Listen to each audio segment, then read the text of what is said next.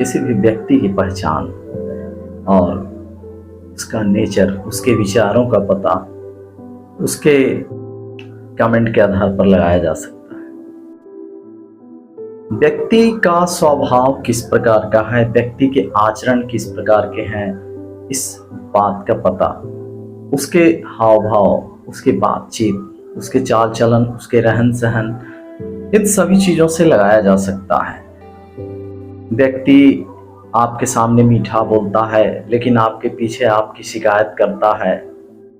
जब आप किसी भी काम को करते हैं और किसी भी काम में आप सफल होते हैं, आप आगे बढ़ते हैं, तो आपको टांग खींचने वाले पीछे से बहुत सारे लोग आपके पीछे लग जाते हैं। आपको उन लोगों पर ध्यान नहीं देना है, आपको आगे की ओर बढ़ते जाना है। जब भी आप इनकी चंगुल में अगर फंस जाते हैं तो आप आगे नहीं बढ़ पाते हैं, आप वहीं पर रुककर रह जाते हैं। हमें अपने मार्ग में बहुत सारी बाधाओं का सामना करना पड़ता है, बहुत सारे कठिनाइयाँ हमारे सामने आते हैं जिनको हमें फेस करना पड़ता है। जैसे मान लीजिए कि हम रास्ते से जा रहे हैं और रास्ते में एक सूअर कीचड़ में लेटा हुआ है और उसके उछलने की वजह से कीचड़ के कुछ छींटे आपके सफेद शर्ट पर पड़ जाते हैं और आपको गुस्सा आ जाता है। उस समय आप क्या कीजिएगा?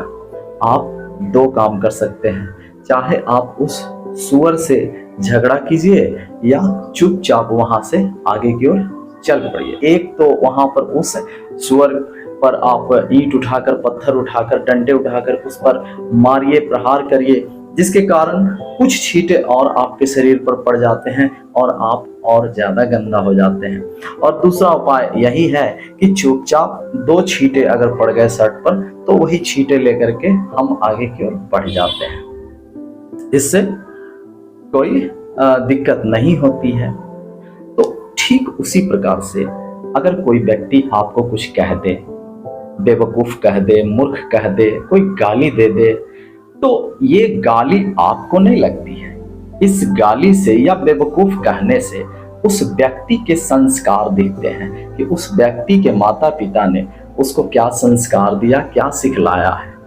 आप चुपचाप अपने रास्ते, अपने मार्ग पर आगे बढ़ते जाइए और उस सूअर को ढेला मत मारिए, क्योंकि उस पर अगर ढेला फेंकिएगा तो उसके कुछ छींटे आप पर और पड़ सकते हैं। किसी भी व्यक्ति की सफलता का राज यही है कि बहुत सारी बातों को नजरअंदाज करते हुए आपको आगे की ओर बढ़ते रहना है। आपको बहुत सारे लोग ऐसे मिलेंगे जो कि आपकी सफलता को देखकर आलोचना करेंगे, उसमें से बहुत सारी बुराइयां खोज खोज करके, ढूंढ ढूंढ करके निकालेंगे।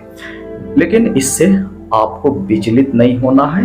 आपको ये सोचना है कि अगर कोई व्यक्ति आपके पीछे पड़ा, अर्थात आप आगे की ओर बढ़ रहे हैं, आप सफल हो रहे हैं। अहित चाहने वाले ऐसे बहुत सारे लोग हमारे आसपास होते हैं और हमें करीबी बन करके हमें लूटते हैं। तो ऐसे लोगों से हमें संभल के रहना है और अपनी सूझबूझ से, अपनी चतुराई से उनसे बच के आगे निकलना है और अपने लक्ष्य को प्राप्त करना है। जीवन में जिस रास्ते पर हम जाते हैं उस रास्ते की ओर आगे बढ़ना है।